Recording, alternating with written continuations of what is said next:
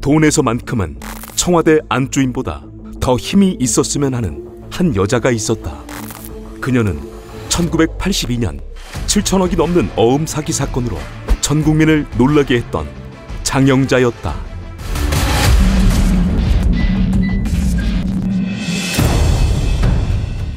전남 목포 출생인 그녀는 매우 부유한 집안에서 태어나 성장했고 9살이 되던 해 서울로 올라와 중고등학교 시절을 보내게 된다. 장영자의 학창시절 눈에 띄는 점은 그녀의 학적부에 기재된 내용이었다. 성적은 줄곧 하위권으로 기록되어 있었고 학적부에는 평소 말이 많고 허영심이 강하며 준법 정신이 희박하다, 그리고 자기 현시욕이 강하다 적혀 있었다. 이후 숙명여대에 진학해 5월에 여왕으로 뽑히기도 했던 장영자는 22살의 나이에 첫 번째 결혼을 하며 일남 일녀를 두었다. 하지만 결혼 8년 만에 별거했고 11년 만에 이혼하게 된다. 그리고 33살의 나이에 한 사업가와 두 번째 결혼을 하게 되었으나 두 번째 결혼 생활마저 9개월 만에 끝나게 되었다.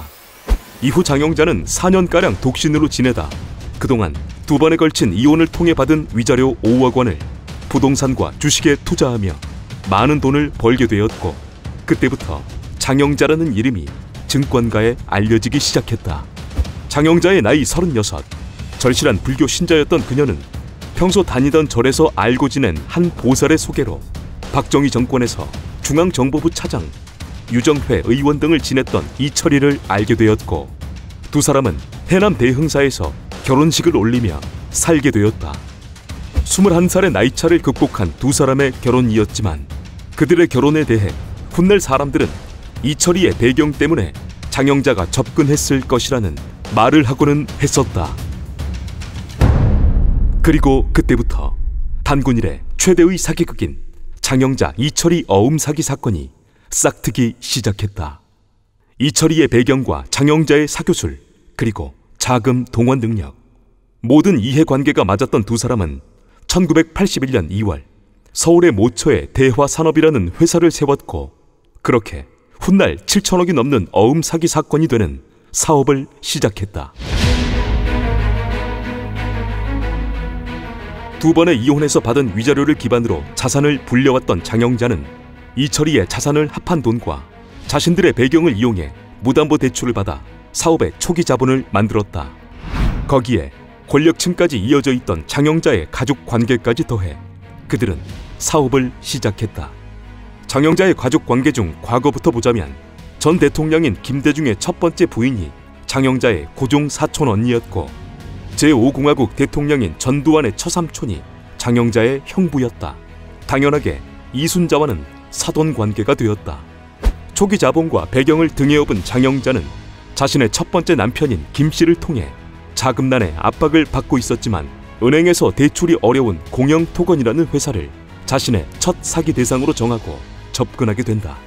공영토건은 당시 건설업계 8위의 기업이었지만 쿠웨이트 공사 실패 등으로 인해 자금난의 압박을 받고 있던 상황이었고 자금난을 해결할 목적으로 공영토건의 대표 변 씨는 장영자 부부를 만나 50억 정도를 빌리려 했다. 그런데 장영자 측은 웬일인지 연 11%의 금리, 2년 거치 3년 상환의 조건으로 100억을 빌려주겠다며 오히려 역제안을 했다. 당시 은행의 금리가 20%였고 사채 시장의 금리는 약 40%에 가까웠기에 공영토건의 대표 입장에서는 거절할 이유가 없었다. 하지만 파격적인 조건으로 돈을 빌려주는 대신 장영자에게는 조건이 있었는데 그 조건은 빌린 돈의 2배에 달하는 어음을 요청하는 것이었고 공영토건에 주식 정보를 알려주는 것이었다. 망설였지만 결국 자금난에 허덕이던 공영토건 측은 장영자의 조건을 받아들여 위험한 거래를 하고 말았다. 의심스러워 자금의 출처를 묻는 공영토건 측에게 그녀는 구체적으로 말할 수는 없지만 국가와 관련된 특수자금이라 말했고 이철이의 배경을 말하며 정부의 요직을 거친 사람을 못 믿으면 누굴 믿을 수 있겠냐며 되물었다.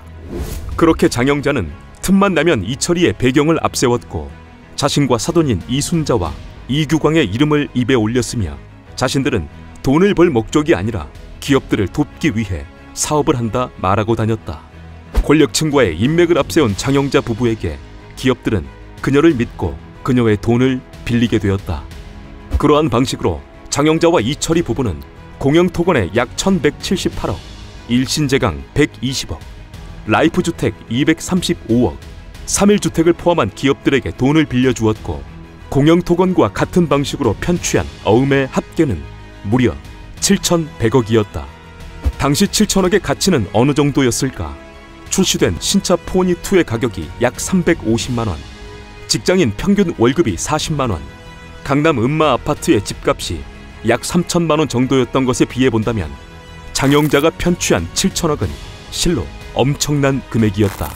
어음 사기로 엄청난 돈을 편취한 그들은 그야말로 돈을 물쓰듯이 사용했는데, 부동산과 금괴, 골동품 등을 매입하는 개인 재산 취득 자금으로 약 200억 원에 가까운 돈을 사용했다. 또한 이들은 친척 용돈, 회사 운영비 명목으로 33억 원, 해외여행과 사치생활비의 명목으로 16억 등을 사용했다. 이들이 사용한 돈을 계산해보자면 장영자 부부는 15개월 동안 개인 생활비 명목으로 하루에 1,100만 원 정도의 비용을 사용한 걸로 계산된다. 그렇다면 대체 장영자는 무슨 생각으로 그 많은 금액의 어음 발행을 요청했고 또 되팔게 되었으며, 돌아오는 어음은 어떻게 처리하려 했던 것일까? 장영자는 기업에게 돈을 빌려주고 담보로만 갖고 있겠다고 말한 뒤 2배에서 많게는 9배에 달하는 어음을 받았고, 그 어음을 사채시장에 할인해서 되팔았다. 그렇게 그녀는 기업들에게 빌려준 2배에 가까운 돈을 손에 쥐게 되었다. 장영자는 그러한 방식으로 마련된 현금을 다시 기업들에게 빌려주었고, 백지 어음을 받은 뒤 돈을 유통시키는 과정을 반복했다. 그러한 과정에서 그녀는 엄청난 현금을 손에 넣게 되었고, 기업의 생사와 같은 어음을 주식에 투자하여 주식에서 난 수익으로 돌아오는 어음을 메꿀 생각이었다. 초반에는 기업들에게서 얻게 된 주식 정보들로 재미를 보기도 했지만, 그녀는 그럴 때 더 투자해야 한다며 주식을 공격적으로 사들였다. 그러나 시간이 지나며 그녀의 생각과 주식시장은 다른 방향으로 흘러가고 있었다. 그녀가 투자했던 주식은 폭락했고, 막아야 할 공영토건과 기업들의 어음 만기일이 돌아왔다. 어음을 메꾸기 위해 반토막난 주식 등을 팔아보았지만 역부족이었다. 위기였던 장영자는 어이없게도 그런 상황에 어음을 받기보다 자신들이 직접 어음을 발행할 생각을 하게 되고, 코오롱 건설사 매입을 계획해보지만 뜻대로는 되지 않았다. 또한 두 사람은 그러한 상황에도 자신들이 권력층의 비호를 받고 있는 것처럼 보이기 위해 이규광을 비롯한 거물급 인사들을 초청해 1억 원이라는 거금을 들여 한 차례 더 결혼식을 올리기도 했다. 그렇게 기업들을 대상으로 사기극을 벌이던 그들이 덜미를 잡히게 되는데, 부도의 위기를 느끼던 공영토건이 1982년 4월 결국 장영자에게 어음 사기를 당했다며 검찰에 진정서를 제출한 것이었다. 장영자는 결국 외환관리법 위반 혐의로 구속되었고, 액면 재산은 모두 몰수되었다. 사건이 알려지며 국민들은 분노했고, 이 사건이 권력형 비리인지 아닌지에 대해 궁금해했다. 1982년 5월 7일 검찰은 장영자, 이철희 부부를 구속하며 사건의 전말에 대한 발표를 했는데, 권력형 비리에 관한 내용만 보자면 이러했다. 당시 검찰 발표의 결론은 권력층과의 부정행위는 없었다는 것이었다. 장영자와 이철희는 15년형을 선고받고 수감 생활을 하게 되었지만, 이 사건의 여파로 당시 건축업계 8위의 기업인 공영토건, 철강업계 2위였던 일신제강이 부도 처리되고 말았다. 단군 이래 최대의 금융사기 사건을 벌인 장영자. 그녀의 사기극은 장영자가 수감 생활을 하며 마무리되는 듯 했으나, 장영자의 사기극은 거기서 끝이 아니었다.